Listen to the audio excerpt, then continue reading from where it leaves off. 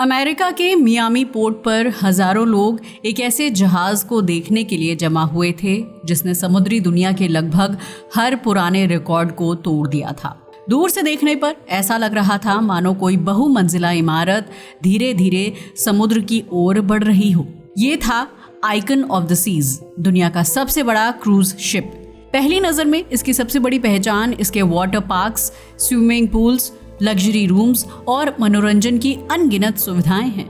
लेकिन जो चीज़ इसे सचमुच खास बनाती है वो यात्रियों की आंखों से पूरी तरह छिपी रहती है, क्योंकि ये सिर्फ एक जहाज नहीं बल्कि समुद्र के बीच चलता हुआ एक ऐसा शहर है जहां लगभग 10,000 लोग कई दिनों तक बिना किसी बाहरी मदद के आराम से रह सकते हैं। लेकिन यही सबसे बड़ा सवाल पैदा होता है, जब ये जहाज समुद्र के बीच सैकड़ों किलोमीटर दूर होता है तब इतने लोगों के लिए खाना कहाँ से आता है, पीने का पानी कैसे मिलता है, हजारों कमरों में 24 घंटे बिजली कैसे पहुंचती है, और आखिर इतने बड़े जहाज में छुट्टियां मनाने के लिए एक यात्री को कितना पैसा खर्च करना पड़ता है। इन सभी सवालों के जवाब इस जहाज की चमकदार ऊपरी मंजिलों में नहीं बल्कि उसके सबसे निचले डेक्स में छिपे हुए हैं, जहां सैकड़ों मशीनें और हजारों क्रू मेंबर्स दिन रात काम करते रहते हैं।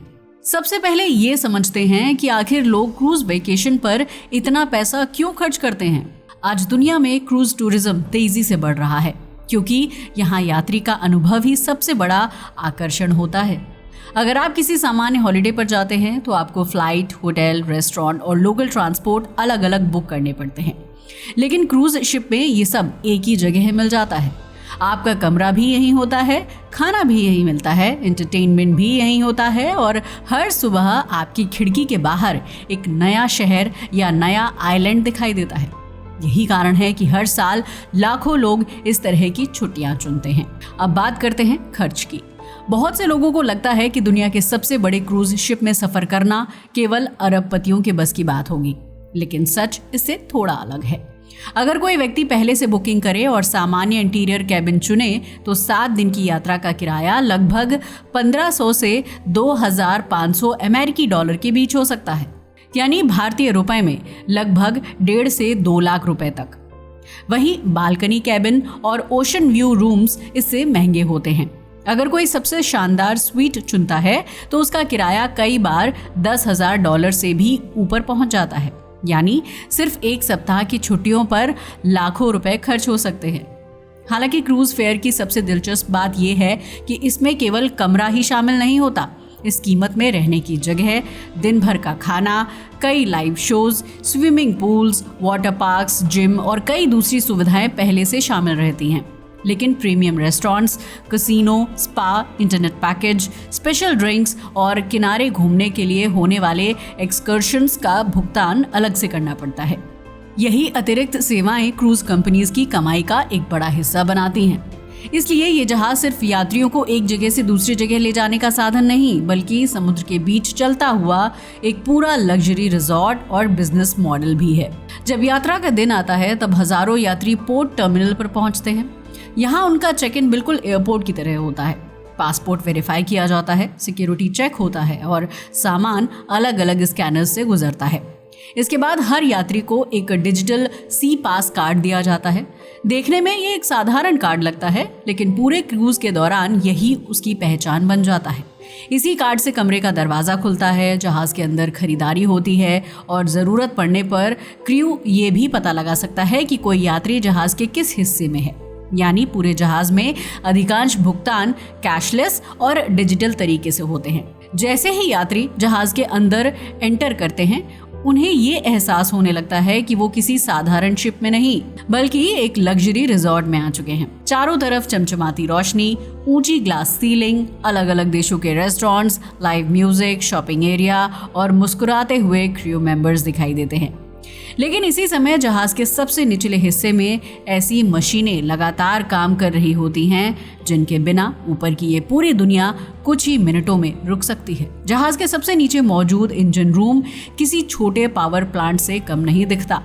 यहाँ 6 विशाल ड्यूल फ्यूल मरीन इंजन्स लगे हैं जो जहाज के इलेक्ट्रिक पावर सिस्टम के लिए बिजली पैदा करते हैं और प्रोपल्शन सिस्टम को भी ऊर्जा उपलब्ध कराते हैं। ये इंजन्स मुख्य रूप से लिक्विफाइड नेचुरल गैस यानी LNG पर चलते हैं, जो पुराने हैवी फ्यूल ऑयल की तुलना में कम प्रदूषण फैलाता है। यही वजह है कि आधुनिक क्रूज इंडस्ट्री अब क्लीनर फ्यूल की तरफ बढ़ रही है। इन इंजन से पैदा होने वाली बिजली केवल जहाज को आगे बढ़ाने के लिए नहीं होती, बल्कि इसी ऊर्जा से हजारों कमरों की एयर कंडीशनिंग चलती है, सैकड़ों एलिवेटर्स काम करते हैं, विशाल किचन्स में खाना बनता है, थिएटर की लाइटिंग जलती है और पूरे जहाज के इलेक्ट्रॉनिक सिस्टम्स बिना रुके चलते रहते हैं। दूसरे शब्दों में कहें तो ये जहाज समुद्र के बीच अपना खुद का बिजली घर लेकर चलता है। लेकिन इंजीनियर्स यहीं नहीं रुके। उन्होंने ये भी सोचा कि जब इतने बड़े इंजन्स लगातार चल रहे हैं तो उनसे निकलने वाली गर्मी को बेकार क्यों जाने दिया जाए। इसी सोच से हीट रिकवरी सिस्टम बनाया गया। ये सिस्टम इंजन से निकलने वाली अतिरिक्त हीट को इकट्ठा करता है और फिर उसी ऊर्जा का इस्तेमाल जहाज के कई दूसरे सिस्टम्स में किया जाता है। इससे फ्यूल की खपत कम होती है और पूरे जहाज की एनर्जी एफिशिएंसी बढ़ जाती है। लेकिन बिजली बनाना ही सबसे बड़ी चुनौती नहीं है। असली चुनौती तब शुरू होती है जब समुद्र के बीच मौजूद लगभग 10,000 लोगों के लिए रोज बड़ी मात्रा में मीठे पानी की जरूरत पड़ती है। जहाज अपने साथ इतना पानी लेकर नहीं चल सकता, क्योंकि उसका वजन ही हजारों टन हो जाएगा। ऐसे में आखिर ये तैरता हुआ शहर पीने का पानी कहाँ से लाता है? इसका जवाब छिपा है उस तकनीक में जिसने समुद्र के खारे पानी को ही इस जहाज की सबसे बड़ी ताकत बना दिया। जहाज के सबसे निचले हिस्से में एक आधुनिक डिसैलिनेशन प्लांट लगाया गया है। ये लगातार समुद्र का खारा पानी अंदर खींचता है और फिर रिवर्स ऑस्मोसिस टेक्नोलॉजी की मदद से उसे पीने लायक बना देता है। समुद्र के पानी को बहुत अधिक दबाव के साथ विशेष मेम्ब्रेन्स से गुजारा जाता है, जहां नमक, बैक्टीरिया और दूसरी अशुद्धियां अलग हो जाती हैं। इसके बाद पानी कई क्वालिटी टेस्ट से गुजरता है और तभी उसे पीने, खाना बनाने, नहाने और बाकी सभी कामों के लिए भेजा जाता है। यानी जिस समुद्र का पानी इंसान सीधे पी नहीं सकता, उसी से ये जहाज हर दिन अपनी ज़रूरत का अधिकांश मीठा पानी खुद तैयार कर लेता है। लेकिन पानी के बाद सबसे बड़ी जिम्मेदारी होती है हजारों लोगों के लिए खाना तैयार करना। क्रूज शुरू होने से पहले जहाज में कई दिनों का राशन भरा जाता है। हजारों किलो फल, सब्जियां, dairy products, meet, sea food, bakery items और दूसरी ज़रूरी चीज़ें अलग अलग कोल्ड स्टोरेज रूम्स में रखी जाती हैं। हर स्टोरेज का तापमान अलग होता है ताकि सामान कई दिनों तक ताज़ा बना रहे। जहाज के अंदर बनी विशाल सेंट्रल किचन्स में सैकड़ों शेफ्स एक साथ काम करते हैं और फिर विशेष सर्विस कॉरिडोर्स के जरिए कुछ ही मिनट्स में खाना अलग अलग रेस्टोरेंट्स तक पहुंचा दिया जाता है। यही वजह है कि हजारों यात्रियों को हर समय ताज़ा खाना मिल पाता है। इतने बड़े स्तर पर खाना बनने का मतलब है कि हर दिन बड़ी मात्रा में कचरा भी निकलता है। लेकिन आधुनिक क्रूज शिप्स में कचरे को सीधे समुद्र में फेंकना सख्त नियमों के खिलाफ है। इसलिए यहाँ वेस्ट मैनेजमेंट का पूरा सिस्टम बनाया गया है। प्लास्टिक, ग्लास, मेटल और पेपर जैसे रिसाइक्लेबल मटेरियल्स को अलग करके कंप्रेस किया जाता है और अलग पोर्ट आने पर रिसाइकलिंग के लिए भेज दिया जाता है। वहीं फूड वेस्ट को विशेष प्रोसेसिंग सिस्टम्स में भेजा जाता है, जहां उसे प्रोसेस करके उसका वॉल्यूम काफ़ी कम कर दिया जाता है, जिससे उसका आकार कम हो जाता है। इसके अलावा कंप्यूटर सिस्टम्स ये भी रिकॉर्ड करते हैं कि कौन से व्यंजन सबसे ज़्यादा बच रहे हैं, ताकि अगले दिन उतनी ही मात्रा में खाना तैयार किया जाए। इससे अनावश्यक फूड वेस्ट भी कम होता है।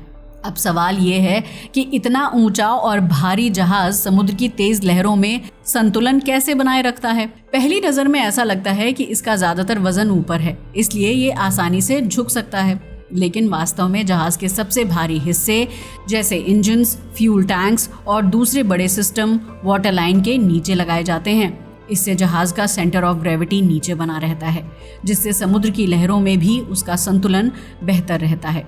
इसके अलावा जहाज के दोनों तरफ पानी के अंदर बड़े स्टेबलाइजर फिन्स लगे होते हैं।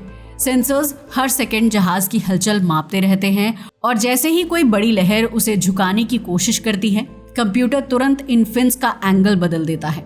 इससे जहाज दोबारा संतुलित हो जाता है और ऊपर बैठे यात्रियों को झटके बहुत कम महसूस होते हैं। इतने विशाल जहाज को दिशा देना भी किसी चुनौती से कम नहीं है। पारंपरिक जहाजों की तरह इसमें केवल रूडर पर निर्भर नहीं रहा जाता। इसके नीचे लगे 3 शक्तिशाली एजीपॉड प्रोपल्शन यूनिट्स 360 डिग्री तक घूम सकते हैं। यही वजह है कि इतना बड़ा क्रूज शिप भी बेहद सटीक तरीके से पोर्ट पर डॉक कर सकता है। कई परिस्थितियों में इसे किनारे लगाने के लिए टग बोट्स की ज़रूरत भी नहीं पड़ती। ब्रिज में बैठे कैप्टन और उनकी नेविगेशन टीम केवल आधुनिक कंट्रोल सिस्टम्स की मदद से पूरे जहाज़ को नियंत्रित कर लेते हैं। रडार, जीपीएस, सैटेलाइट नेविगेशन और वेदर मॉनिटरिंग सिस्टम्स लगातार उन्हें हर पल की जानकारी देते रहते हैं ताकि खराब मौसम आने से पहले ही सुरक्षित फैसला लिया जा सके। लेकिन इस पूरे तैरते हुए शहर का सबसे महत्वपूर्ण हिस्सा वो लोग हैं जो यात्रियों की नज़रों से लगभग हमेशा दूर रहते हैं। जहाज़ पर 2300 से ज़्यादा क्रू मेंबर्स काम करते हैं और हर किसी की जिम्मेदारी अलग होती है। कुछ लोग इंजन रूम की निगरानी करते हैं, कुछ पूरे इलेक्ट्रिकल नेटवर्क को संभालते हैं। मेडिकल टीम किसी भी इमरजेंसी के लिए हर समय तैयार रहती है, जबकि हाउस कीपिंग स्टाफ हजारों कमरों की साफ सफाई का ध्यान रखता है। शेफ्स 24 घंटे अलग अलग देशों के व्यंजन तैयार करते हैं और सिक्योरिटी टीम पूरे जहाज की सुरक्षा पर नजर रखती है।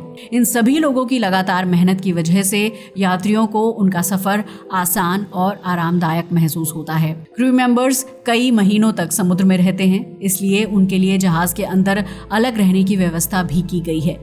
उनके अपने restaurants, recreation rooms, gym, laundry और मेडिकल फैसिलिटीज़ होती हैं। यानी यात्रियों के लिए ये कुछ दिनों की छुट्टी होती है, लेकिन क्रू के लिए यही उनका चलता फिरता घर और कार्यस्थल दोनों होता है। हर सप्ताह सेफ्टी ड्रिल्स भी कराई जाती हैं ताकि किसी भी इमरजेंसी की स्थिति में हर व्यक्ति अपनी जिम्मेदारी तुरंत निभा सके। ऊपर से देखने पर आइकन ऑफ द सीज सिर्फ एक शानदार क्रूज शिप लगता है, लेकिन असलियत में ये आधुनिक इंजीनियरिंग का एक चलता फिरता एग्जाम्पल है। ये अपना पानी खुद बनाता है, अपनी बिजली खुद पैदा करता है, हजारों लोगों के लिए रोज ताज़ा खाना तैयार करता है, अपने कचरे को व्यवस्थित तरीके से संभालता है और समुद्र के बीच कई दिनों तक पूरी तरह आत्मनिर्भर रह सकता है। शायद यही वजह है कि इसे केवल दुनिया का सबसे बड़ा क्रूज शिप नहीं कहा जाता, बल्कि इसे समुद्र के बीच बसा एक आधुनिक शहर माना जाता है। ये इस बात का प्रमाण है कि जब इंजीनियरिंग, टेक्नोलॉजी और हजारों लोगों की मेहनत एक साथ जुड़ती है तो इंसान समुद्र के बीच भी ऐसी दुनिया बना सकता है जहां हजारों लोग कई दिनों तक पूरी सुविधा और आराम के साथ यात्रा कर सकें। आज के लिए बस इतना ही। वीडियो अच्छा लगा हो तो इसे लाइक और शेयर करें और हमारे चैनल को भी सब्सक्राइब करें। जय हिंद दोस्तों।